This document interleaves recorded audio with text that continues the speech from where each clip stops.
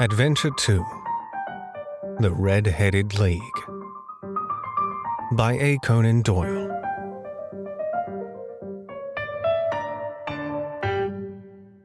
I had called upon my friend, Mr. Sherlock Holmes, one day in the autumn of last year, and found him in deep conversation with a very stout, florid-faced, elderly gentleman with fiery red hair.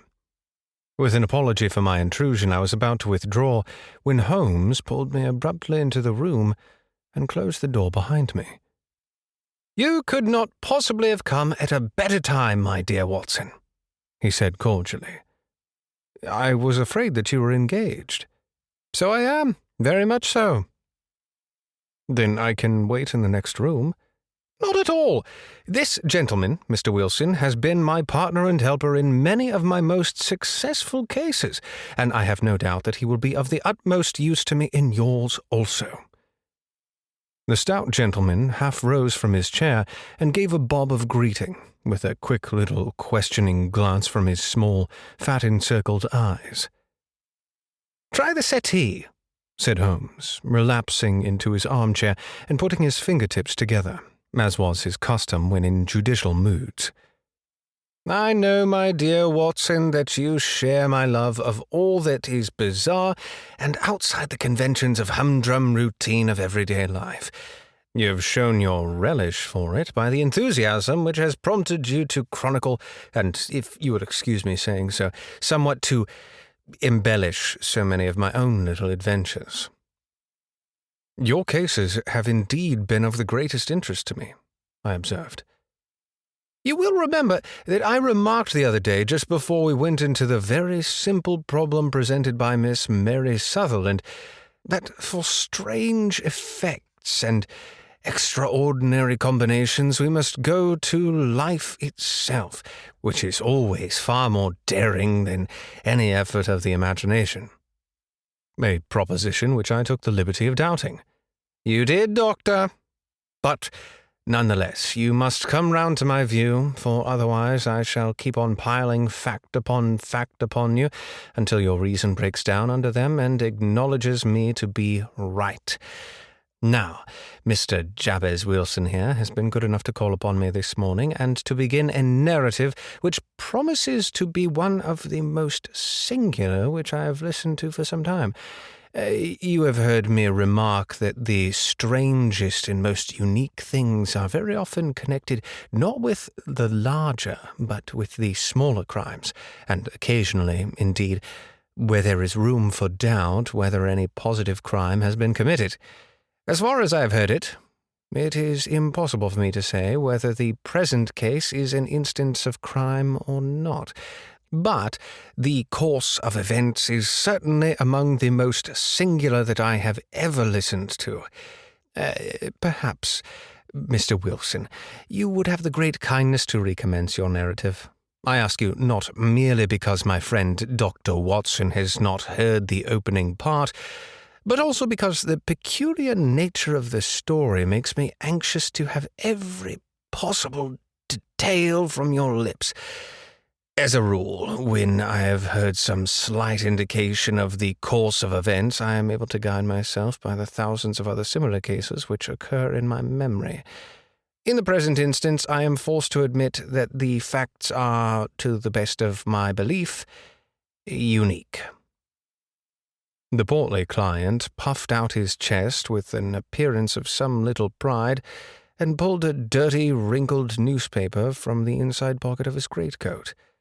As he glanced down the advertisement column, with his head thrust forward and the paper flattened out upon his knee, I took a good look at the man, and endeavored after the fashion of my companion to read the indications which might be present by his dress or appearance. I did not gain very much, however, by my inspection. Our visitor bore every mark of being an average, commonplace British tradesman, obese, pompous, and slow. He wore rather baggy grey shepherd's check trousers, a not over-clean black frock coat, unbuttoned in the front, and a drab waistcoat with a heavy brassy Albert chain, and a square pierced bit of metal dangling down as an ornament. A frayed top hat and a faded brown overcoat with a wrinkled velvet collar lay upon a chair beside him.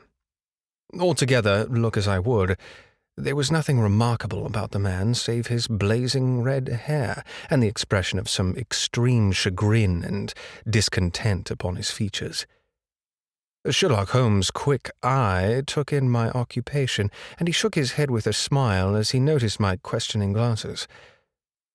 Beyond the obvious facts that he has at some time done manual labor, that he takes snuff, that he is a Freemason, that he has been in China, and that he has done a considerable amount of writing lately, I can deduce nothing else. Mr. Jabez Wilson started up in his chair, with his forefinger upon the paper, but his eyes upon my companion. "How in the name of good fortune did you know all that, Mr. Holmes?" he asked. "How did you know, for example, that I did manual labor? It is as true as gospel, for I began as a ship's carpenter." Your hands, my dear sir, your right hand is quite a size larger than your left. You have worked with it, and the muscles are more developed. "Well, the snuff, then, and the Freemasonry." I won't insult your intelligence by telling you how I read that, especially as, rather against the strict rules of your order, you use an arc and compass breastpin. "Ah, of course I forgot that. But the writing—" What else can be indicated by that right cuff so very shiny for 5 inches, and the left one with the smooth patch near the elbow where you rested upon the desk? "Well, but China?" The fish which you have tattooed immediately above your right wrist could only have been done in China. I have made a small study of tattoo marks, and have even contributed to the literature on the subject. That trick of staining the fish's scales of a delicate pink is quite peculiar to China. When, in addition, I see a Chinese coin hanging from your wrist chain, the matter becomes even more simple. Mr. Jabez Wilson laughed heavily. "Well, I never," said he. "I thought at first that you had done something clever, but I see there was nothing in it after all." "I begin to think, Watson," said Holmes, "that I make a mistake in explaining omne ignotum pro magnifico. You know, my poor little reputation, such as it is, will suffer shipwreck if I am so candid. Can you not find the advertisement, Mr. Wilson?" "Yes, I've got it now," he answered, with his thick red finger planted halfway down the column. "Here it is. This is what began it all. You just read it for yourself, sir." I took the paper from him and read it as follows. "To the Red-Headed League, on account of the bequest of the late Ezekiah Hopkins of Lebanon, Penn, USA, there is now another vacancy open which entitles a member of the League to a salary of £4 a week for purely nominal services. All red-headed men who are sound in body and mind above the age of 21 years are eligible. Apply in person on Monday at 11 o'clock to Duncan Ross at the offices of the League, 7 Pope's Court, Fleet Street." "What on earth does that mean?" I ejaculated after I had twice read over the extraordinary announcement. Holmes chuckled and wrinkled in his chair, as was his habit when he was in high spirits. "It is a little off the beaten track, isn't it?" he said. "And now, Mr. Wilson, off you go at scratch and tell us all about yourself, your household, and the effect which this advertisement had upon your fortunes. You will first make a note, Doctor, of the paper and the date." "It is the Morning Chronicle of April 27th, 1890, just 2 months ago." "Very good. Now, Mr. Wilson." "Well, it is just as I have been telling you, Mr. Sherlock Holmes," said Jabez Wilson, mopping his forehead. "I have a small pawnbroker's business at Coburg Square, near the city. It is not a very large affair. and of late years it has not done more than just give me a living. I used to be able to keep 2 assistants, but now I only keep 1, and I would have a job to pay him, but that he is willing to come for half his wages, so as to learn the business." "What is the name of this obliging youth?" asked Sherlock Holmes. "His name is Vincent Spaulding, and he is not such a youth either. It's hard to say his age. I should not wish a smarter assistant, Mr. Holmes, and I know very well that he could better himself, and earn twice what I am able to give him. But after all, he is satisfied. Why should I put ideas in his head?" "Why, indeed. You seem most fortunate in having an employé who comes under the full market price. It is not a common experience among employers in this age. I don't know that your assistant is not as remarkable as your advertisement." "Oh, he has his faults too," said Mr. Wilson. "Never was such a fellow for photography. Snapping away with a camera when he ought to be improving his mind, and then driving down into the cellar like a rabbit into its hole to develop his pictures. That is his main fault. But on the whole, he's a good worker. There's no vice in him." "He's still with you, I presume?" "Yes, sir. He and a girl of 14 who does a bit of simple cooking and keeps the place clean. That's all I have in the house, for I am a widower and never had any family. We live very quietly, sir, the 3 of us, and we keep a roof over our heads and pay our debts if we do nothing more. The first thing that put us out was that advertisement. Spaulding. He came down into the office just this day, 8 weeks with this very paper in his hand, and he says, 'I wish to the Lord, Mr. Wilson, that I was a red-headed man.' 'Why that?' I asks. 'Why,' says he, 'here's another vacancy on the League of Red-Headed Men. It's worth quite a little fortune to any man who gets it, and I understand there's a great more vacancies than there are men. So that the trustees are at their wits' end what to do with the money. If my hair would only change colour, here's a nice little crib all ready for me to step into.' 'Why, what is it then?' I asked. 'You see, Mr. Holmes, I am a very stay-at-home man, and as my business came to me instead of my having to go to it, I was often weeks on end without putting my foot out the doormat. In that way, I didn't know much of what was going on outside, and I was always glad of a bit of news.' 'Have you ever heard of the League of Red-Headed Men?' he asked, with his eyes open. 'Never.' 'Why, I wonder at that, for you are eligible yourself for one of the vacancies.' 'And what are they worth?' I asked. 'Oh, merely a couple of hundred a year, but the work is slight, and it need not interfere very much with one's other occupations.' Well, you can easily think that made me prick up my ears, for the business has not been over good for some years, and an extra couple of hundred would have been very handy. 'Tell me about it,' said I. 'Well,' said he, showing me the advertisement, 'you can see for yourself that the League has a vacancy, and there is an address where you should apply for particulars. As far as I can make out, the League is founded by an American millionaire, Ezekiah Hopkins, who is very peculiar in his ways. He was himself red-headed, and he has a very great sympathy for all red-headed men. So, when he died, it was found that he had left his enormous fortune in the hands of his trustees, with instructions to apply the interest to the proving of easy births to men whose hair is of that colour. From all I hear, it is a splendid pay, and very little to do.'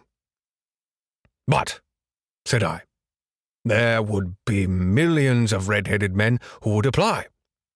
Not so many as you might think, he answered. You see, it is really confined to Londoners and to grown men. This American had started from London when he was young, and he wanted to do the old town a good turn. Then again, I have heard it is no use your applying if your hair is light red, or dark red, or anything but real, bright, blazing, fiery red. Now, if you cared to apply, Mr. Wilson, you would just walk in. But perhaps it would hardly be worth your while to put yourself out of the way for the sake of a few £100. Now it is a fact, gentlemen, as you may see for yourselves, that my hair is a very full and rich tint. So, it is seemed to me that if I were to be of any competition in the matter, I stood as good a chance as any that I had ever met. Vincent Spaulding seemed to know so much about it that I thought he might prove useful, so I just ordered him to put up the shutters for the day and to come right away with me. He was very willing to have a holiday, so we shut the business up and started off for the address that was given us in the advertisement. I never hope to see such a sight as that again, Mr. Holmes. From north, south, east, and west, every man who had a shade of red in his hair had tramped into the city to answer the advertisement. Fleet Street was choked with red-headed folk, and the Pope's Court looked like a coster's orange barrow. I should not have thought there were so many in the whole country as were brought together by that single advertisement. Every shade of colour they were: straw, lemon, orange, brick, iris setter, liver, clay. But, as Spaulding said, there were not many that had the real vivid flame-coloured tint. When I saw how many were waiting, I would have given up in a despair, but Spaulding would not hear of it. How he did it I could not imagine, but he pushed and pulled and butted until he got me through the crowd and right up to the steps that led to the office. There was a double stream upon the stair, some going up in hope and some coming back dejected, but we wedged in as well as we could and soon found ourselves in the office. "Your experience has been a most entertaining one," remarked Holmes as his client paused and refreshed his memory with a huge pinch of snuff.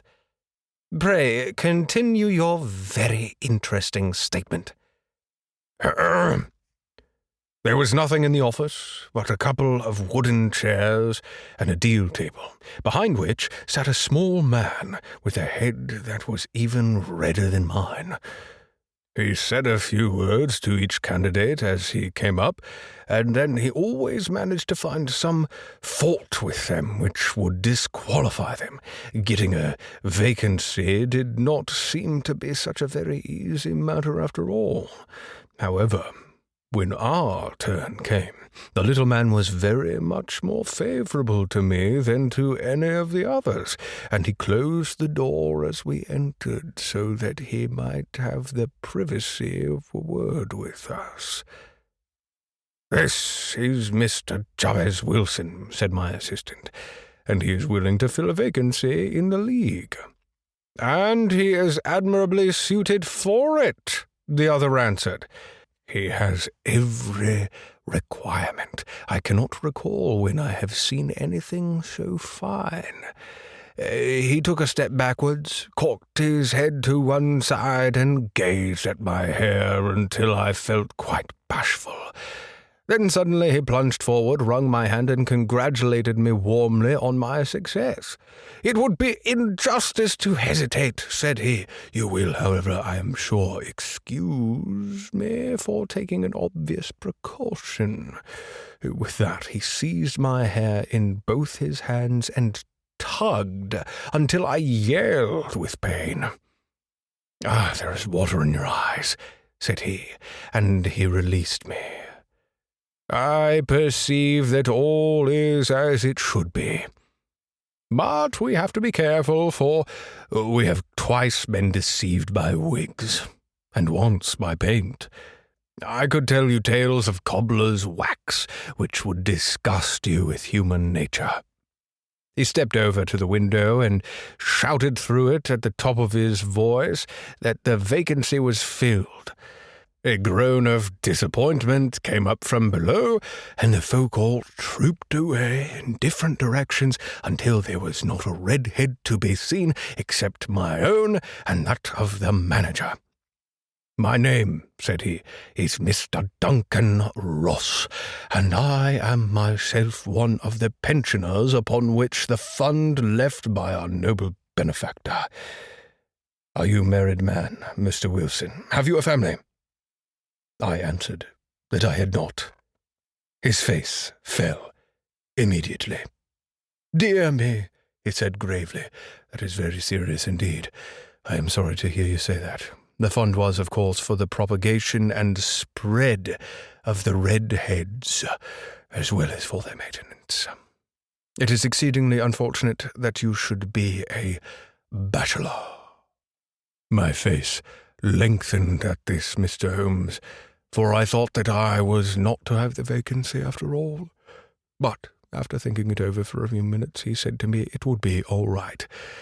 "In the case of another," said he, "the objection might be fatal. But we must stretch a point in favor of a man with such a head of hair as yours. Well, shall you be able to enter upon your new duties?" "Well, it is a little awkward, for I have business already," said I. "Oh, never mind about that, Mr. Wilson," said Vincent Spaulding. "I shall be able to look after that for you." "What would be the hours?" I asked. 10 to 2. Now, a pawnbroker's business is mostly done of an evening, Mr. Holmes, especially Thursday and Friday evening, which is just before payday. So it would suit me very well to earn a little in the mornings. Besides, I knew that my assistant was a good man, and that he would see to anything that turned up. "That would suit me very well," said I, "and the pay is £4 a week, and the work is purely nominal." "What would you call purely nominal?" "Well, you have to be in the office, or at least in the building, the whole time. If you leave, you forfeit the whole position forever. The will is very clear upon that point. You don't comply with the conditions if you budge from the office during that time. It's only 4 hours a day, and I should not think of leaving," said I. "No excuse will avail," said Mr. Duncan Ross. "Neither sickness, nor business, nor anything else. There you must stay, or lose your billet." "And the work?" "Is to copy out the Encyclopaedia Britannica. There is the first volume of it in that press. You must find your own ink, pens, and blotting paper, but we provide the table and the chair. You will be ready tomorrow?" "Certainly," I answered. "Then goodbye, Mr. Jabez Wilson, and let me congratulate you once more on the important position which you have been fortunate enough to gain." He bowed me out of the room, and I went home with my assistant, hardly knowing what to say or do. I was so pleased at my own good fortune.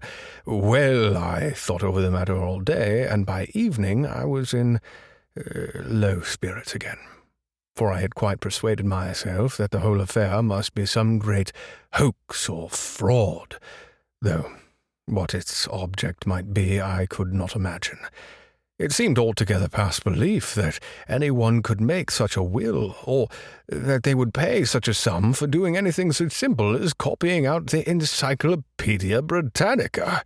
Vincent Spaulding did what he could to cheer me up, but by bedtime I had reasoned myself out of the whole thing. However, in the morning I determined to have a look at it anyhow. So I brought a penny bottle of ink, and with a quill, a pen, and 7 sheets of foolscap paper, I started off for Pope's Court. Well, to my surprise and delight, everything was as right as possible. The table was set out and ready for me, and Mr. Duncan Ross was there to see that I got fairly to work. He started me off upon the letter A, and then he left me. But he would drop in from time to time and see all was right with me. At 2 o'clock he bade me good day, complimented me upon the amount I had written, and locked the door of the office after me. This went on day after day, Mr. Holmes, and on Saturday the manager came in and planked down 4 golden sovereigns for my week's work. It was the same next week, and the same the week after. Every morning I was there at 10, and every afternoon I left at 2. By degrees, Mr. Duncan Ross took to coming in once a morning. And then, time after time, he did not come in at all. Still, of course, I never dared to leave the room for an instant, for I was not sure when he might come, and the billet was such a good one, and suited me so well, that I would not risk the loss of it. 8 weeks passed away like this, and I had written about abbots, and archery, and armour, and architecture, and Attica, and hoped with diligence that I might get on to the bees before very long. It cost me something in foolscap, and I had pretty nearly filled a shelf with my writings, and then suddenly the whole business came to an end. To an end? Yes, sir. And no later than this morning. I went to my work as usual at 10 o'clock, but the door was shut and locked with a little square of cardboard hammered on to the middle of the panel with a tack. Here it is, and you can read for yourself. He held up a piece of white cardboard about the size of a sheet of notepaper. It read in this fashion: "The Red-Headed League is dissolved. October 9th, 1890. Sherlock Holmes and I surveyed this curt announcement and the rueful face behind it, until the comical side of the affair so completely overtopped every other consideration that we both burst out into a roar of laughter.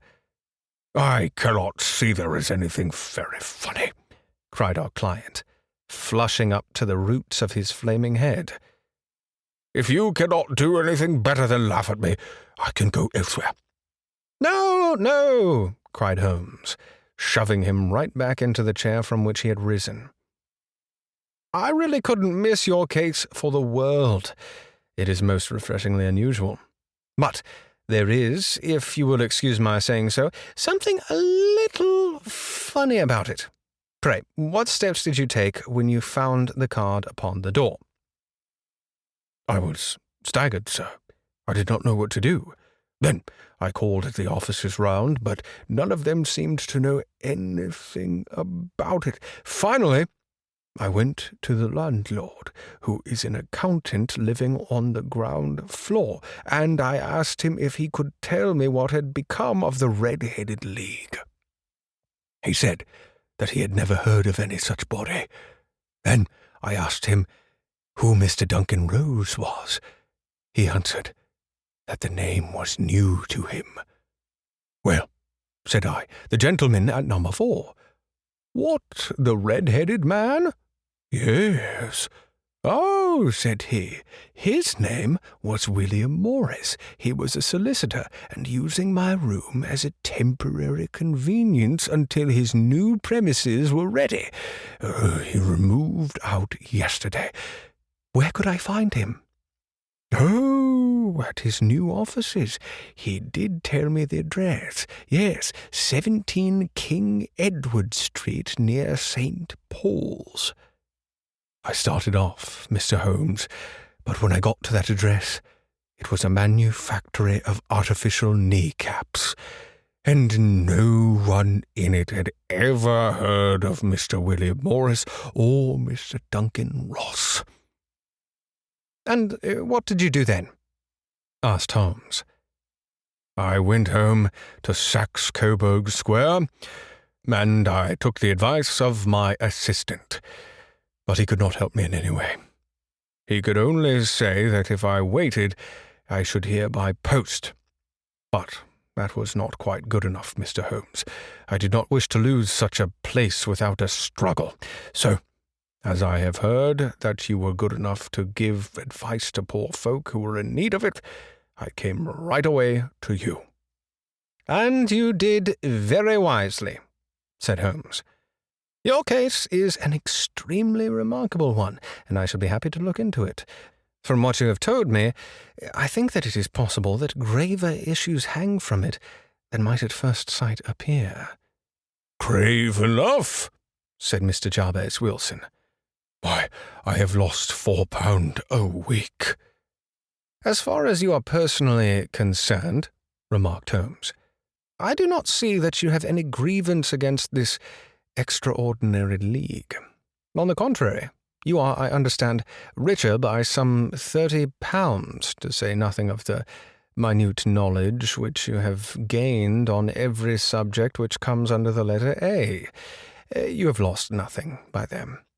"No, sir, but I want to find out about them, and who they are, and what their object was in playing this prank, if it was a prank, upon me. It was a pretty expensive joke for them, for it cost them £32. "We shall endeavour to clear up these points for you.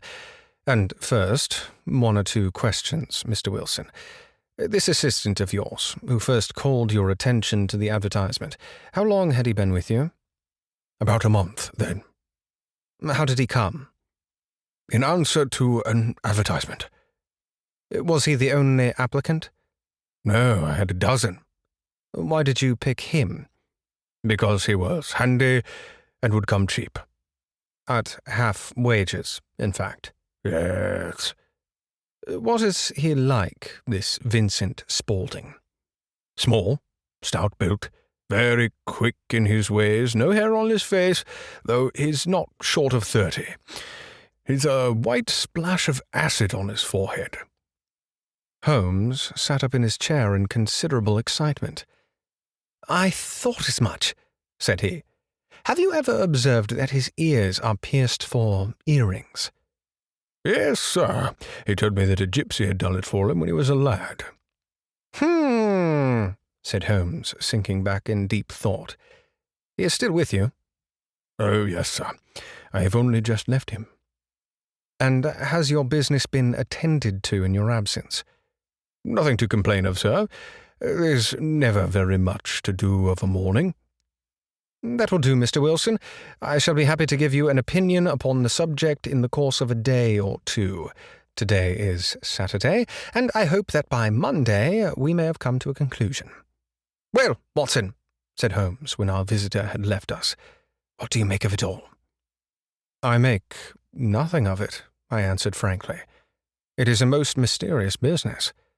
"As a rule," said Holmes, "the more bizarre a thing is, the less mysterious it proves to be. It is your commonplace, featureless crimes which are really puzzling, just as a commonplace face is the more difficult to identify. But I must be prompt over this matter." "What are you going to do, then?" I asked. "To smoke," he answered. "It is quite the three-pipe problem, and I beg that you won't speak to me for 50 minutes. He curled himself up in his chair with his thin knees drawn up to his hawk-like nose, and there he sat, with his eyes closed, and his grey pipe thrusting out like the bill of some strange bird. I had come to the conclusion that he had dropped asleep, and indeed was nodding myself, when he suddenly sprang out of his chair with the gesture of a man who was made up his mind, and put his pipe down upon the mantelpiece. "Sarasate plays the St. James Hall this afternoon," he remarked. "What do you think, Watson? Could your patience spare for a few hours?" "I have nothing to do today. My practice is never very absorbing." "Then put on your hat and come. I'm going through the city first, and we can have some lunch on the way. I observe there is a good deal of German music on the program, which is rather more to my taste than Italian or French. It is introspective, and I want to introspect. Come along." We travelled by the Underground as far as Aldersgate, and a short walk took us to Saxe-Coburg Square, the scene of this singular story which we had listened to in the morning. It was a poky, little shabby genteel place, where 4 lines of dingy 2-storied brick houses looked out into a small, railed-in enclosure, where a lawn of weedy grass and a few clumps of faded laurel bushes made a hard fight against the smoke-laden and uncongenial atmosphere. 3 gilt balls and a brown board with Jabez Wilson in white letters upon a corner house announced the place where our red-headed client carried on his business. Sherlock Holmes stopped in front of it with his head on one side and looked it all over, with his eyes shining brightly between puckered lids. Then he walked slowly up the street and then down again to the corner, still looking keenly at the houses. Finally he returned to the pawnbroker's, and, having thumped vigorously upon the pavement with his stick 2 or 3 times, he went up to the door and knocked. It was instantly opened by a bright-looking, clean-shaven young fellow who asked him to step in. "Thank you," said Holmes. "I only wish to ask you how you would go from here to the Strand." "3rd right, 4th left," answered the assistant promptly, closing the door. "Smart fellow that," observed Holmes as we walked away. "He is, in my judgment, the 4th smartest man in London. And for daring, I am not sure that he has not a claim to be 3rd. I have known something of him before." "Evidently," said I. "Mr. Wilson's assistant counts for a good deal in this mystery of the Red-Headed League. I am sure that you inquired your way merely in order that you might see him." "Not him." "What then?" "The knees of his trousers." "And what did you see?" "What I expected to see." "Why did you beat the pavement?" "My dear doctor, this is a time for observation, not for talk. We are spies in an enemy's country. We know something of Saxe-Coburg Square. Let us now explore the parts which lie behind it." The road in which we found ourselves as we turned around the corner from the retired Saxe-Coburg Square presented as great a contrast to it as the front of a picture does to the back. It was one of the main arteries which convey the traffic of the city to the north and west. The roadway was blocked with the immense stream of commerce flowing in a double tide inwards and outwards, while the footpaths were black with the hurrying swarm of pedestrians. It was difficult to realize, as we looked at the line of fine shops and stately business premises, that they really abutted on the other side upon that faded and stagnant square which we had just quitted. "Let me see," said Holmes, standing at the corner and glancing along the line.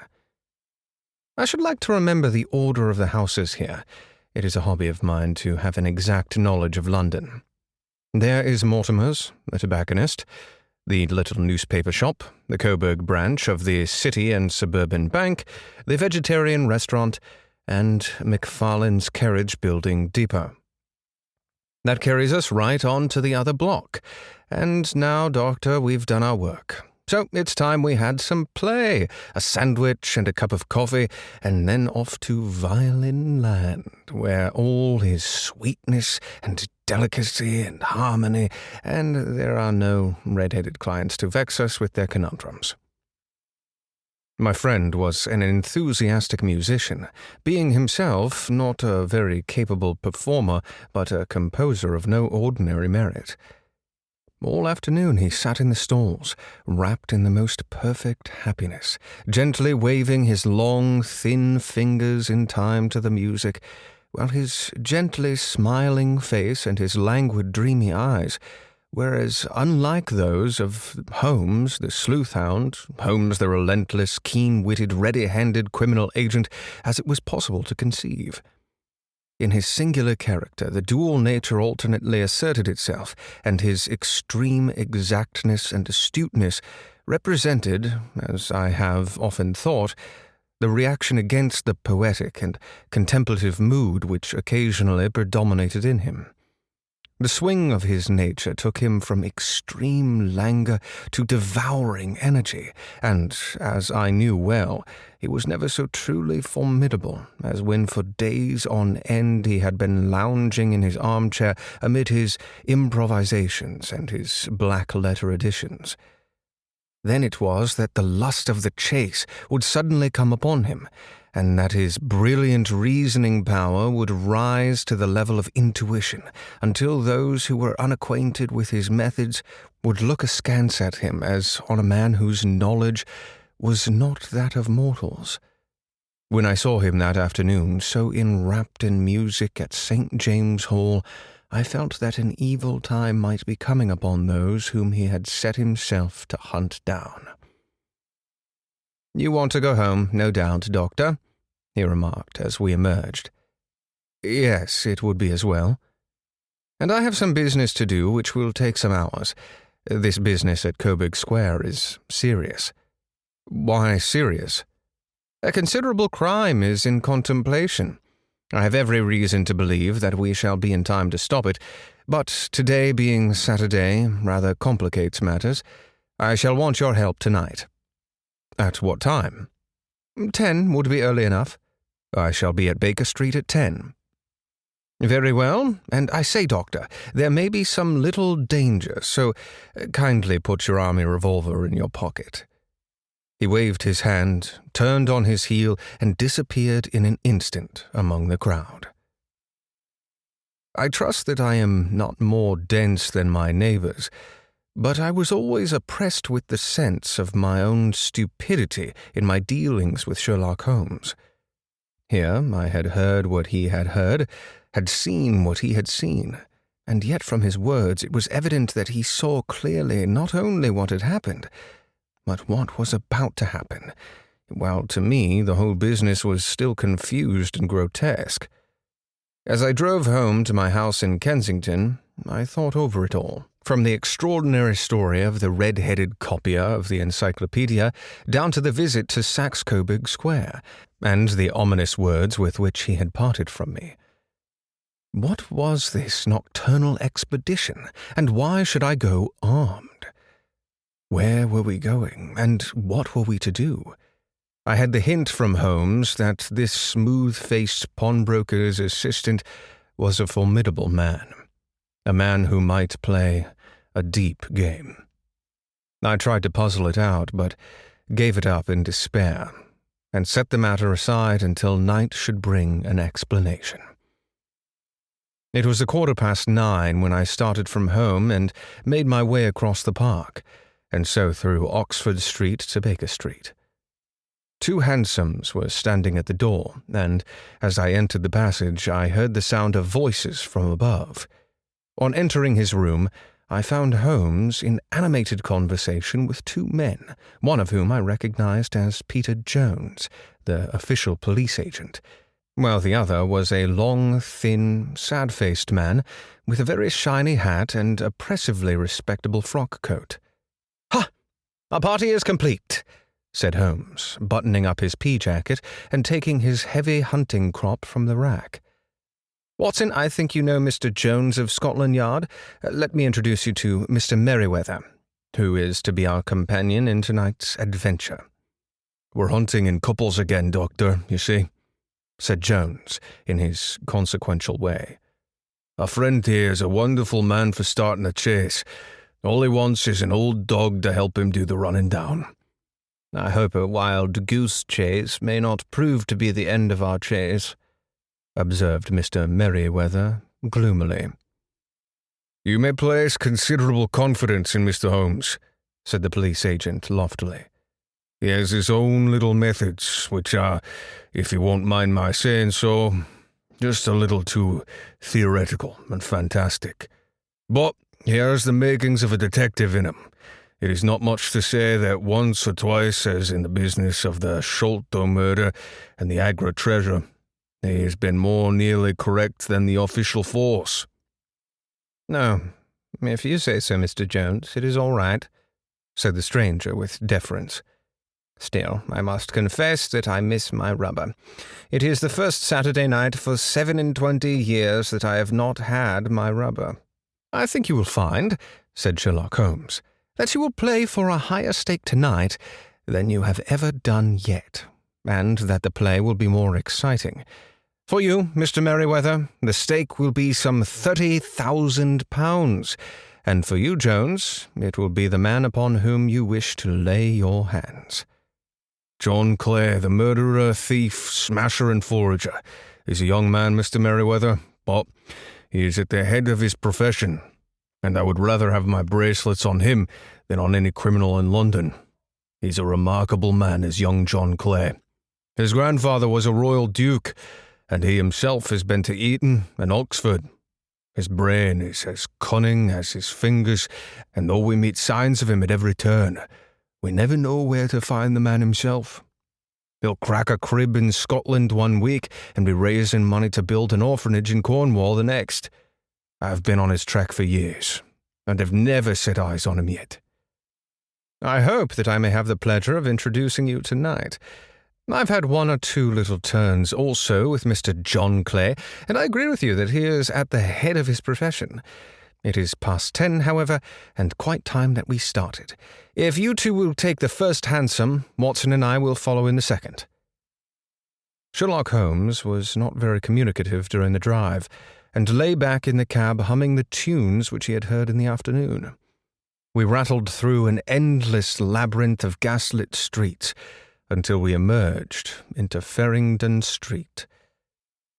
"We're close there now," my friend remarked. "This fellow Merryweather is a bank director, and personally interested in the matter. I thought it as well to have Jones with us also. He's not a bad fellow, though an absolute imbecile in his profession. He has one positive virtue. He is as brave as a bulldog, and as tenacious as a lobster if he gets his claws upon anyone. Here we are, and they are waiting for us." We had reached the same crowded thoroughfare in which we had found ourselves in the morning. Our cabs were dismissed, and following the guidance of Mr. Merryweather, we passed down a narrow passage and through a side door which he opened for us. Within, there was a small corridor, which ended in a very massive iron gate. This also was opened, and led down a flight of winding stone steps, which terminated at another formidable gate. Mr. Merryweather stopped to light a lantern, and then conducted us down a dark, earth-smelling passage, and so, after opening a third door, into a huge vault or cellar, which was piled all around with crates and massive boxes.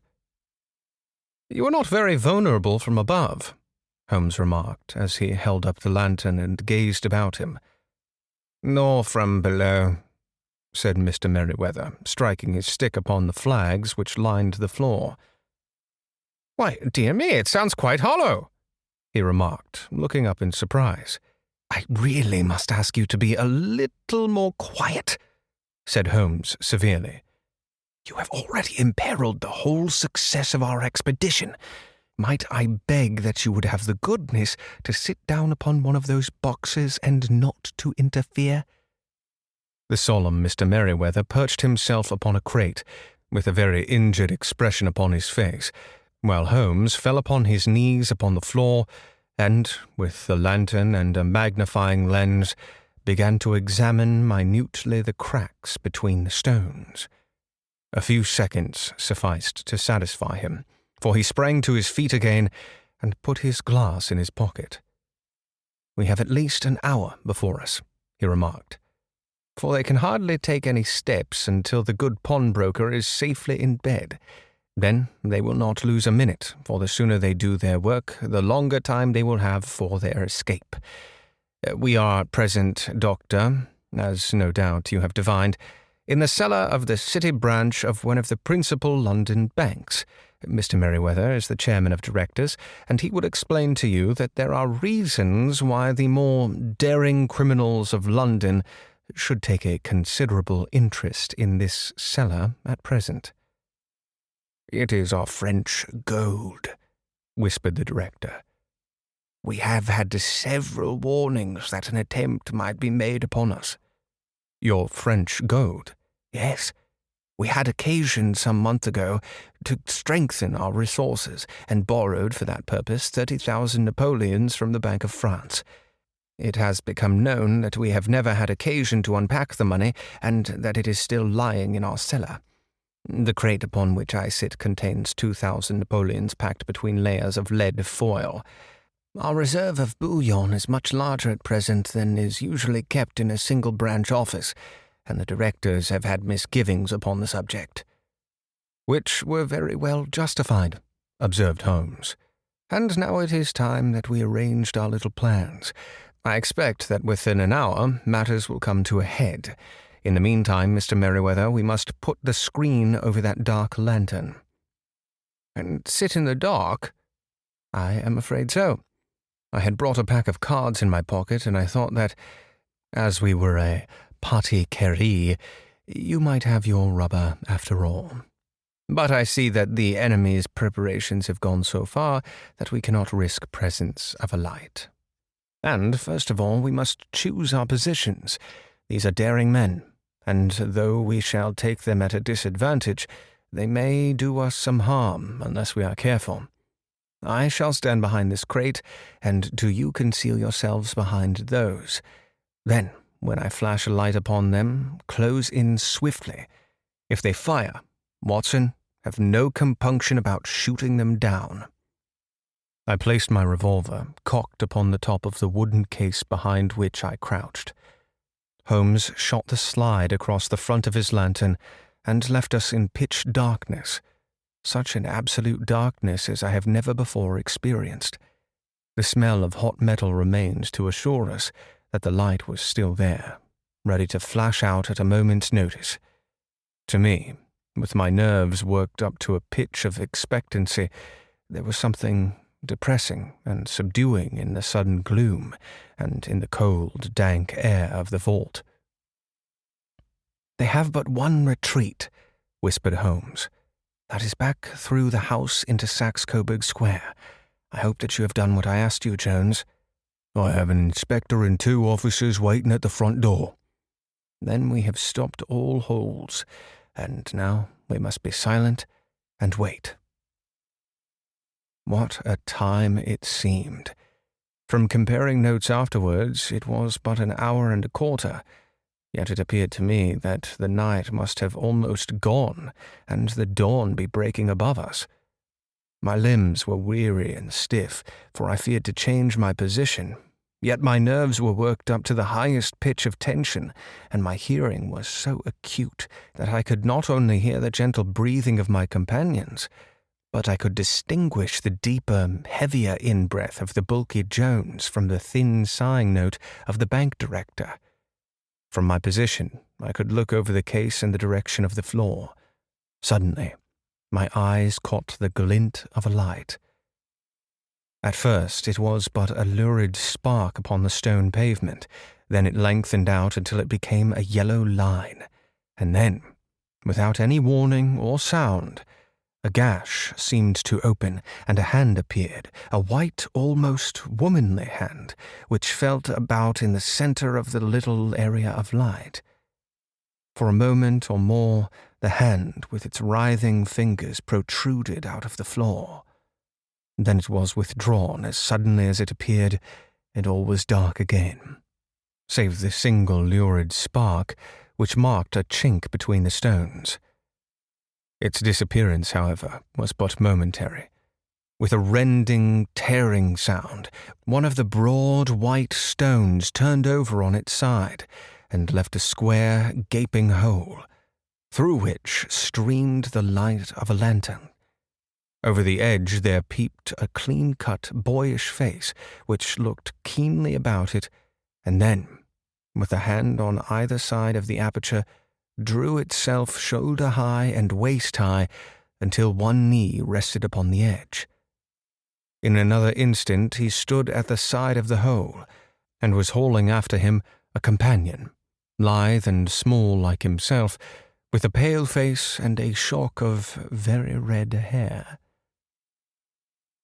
"It's all clear," he whispered. "Have you the chisel and the bags? Great Scott! Jump, Archie, jump, and I'll swing for it!" Sherlock Holmes had sprung out and seized the intruder by the collar. The other dived down the hole, and I heard the sound of rending cloth as Jones clutched at his skirts. The light flashed upon the barrel of a revolver, but Holmes' hunting crop came down on the man's wrist, and the pistol clinked upon the stone floor. "It's no use, John Clay," said Holmes blandly. "You have no chance at all." "So I see," the other answered with the utmost coolness. "I fancy that my pal is all right, though I see you have got his coat-tails."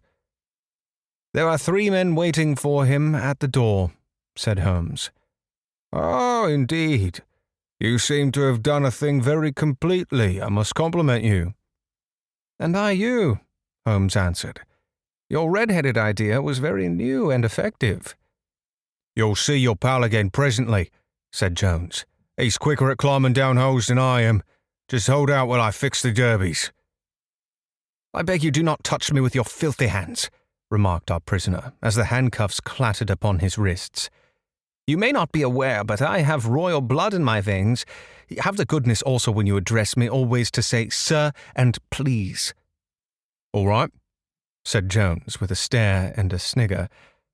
"Well, would you please, sir, march upstairs where we can get a cab to carry your highness to the police station?" "That is better," said John Clay serenely. He made a sweeping bow to the 3 of us, and walked quietly off in the custody of the detective. "Really, Mr. Holmes," said Mr. Merryweather, as we followed them from the cellar, "I do not know how the bank can thank you or repay you. There is no doubt that you have detected and defeated in the most complete manner one of the most determined attempts at bank robbery that have ever come within my experience." "I have had 1 or 2 little scores of my own to settle with Mr. John Clay," said Holmes. "I have been at some small expense over this matter, which I shall expect the bank to refund. But beyond that, I am amply repaid by having had an experience which is in many ways unique, and by hearing the very remarkable narrative of the Red-Headed League." "You see, Watson," he explained in the early hours of the morning, as we sat over a glass of whiskey and soda in Baker Street, "it was perfectly obvious from the first that the only possible object of this rather fantastic business of the advertisement of the League and the copying of the encyclopedia must be to get this not over-bright pawnbroker out of the way for a number of hours every day. It was a curious way of managing it, but it would be difficult to suggest a better. The method was, no doubt, suggested to Clay's ingenious mind by the colour of his accomplice's hair. The £4 a week was a lure which must draw him, and what was it to them, who were playing for thousands? They put in an advertisement, one rogue has a temporary office, the other rogue incites the man to apply for it, and together they manage to secure his absence every morning in the week. From the time that I have heard the assistant having come for half wages, it was obvious to me that he had some strong motive for securing the situation." "But how could you guess what the motive was?" "Had there been women in the house, I should have suspected a mere vulgar intrigue. That, however, was out of the question. The small one, and there was nothing in his house which could account for such elaborate preparations and such expenditure as they were at. It must then be something out of the house. What could it be? I thought of the assistant's fondness for photography and his trick of vanishing into the cellar. The cellar. There was the end of this tangled clue.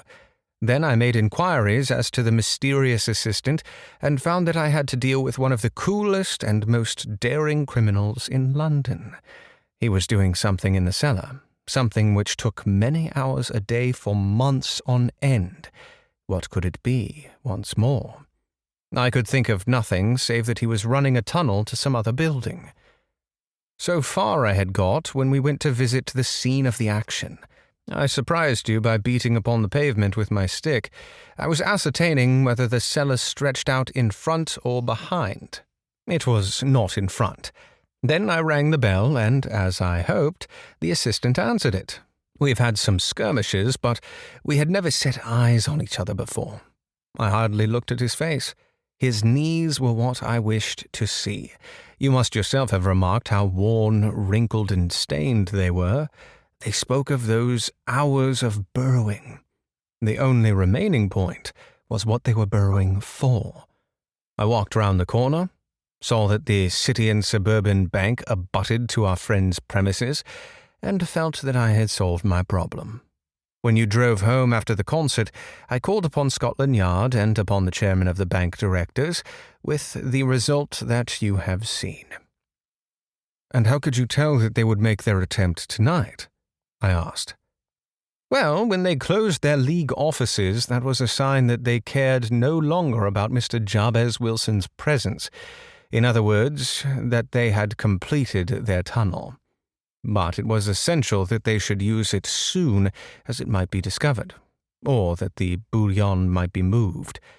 Saturday would suit them better than any other day, as it would give them 2 days for their escape. For all these reasons, I expected them to come tonight. You reasoned it out beautifully, I exclaimed in unfeigned admiration. It is so long a chain, yet every link rings true. It saved me from ennui, he answered, yawning. Alas, I already feel it closing in upon me.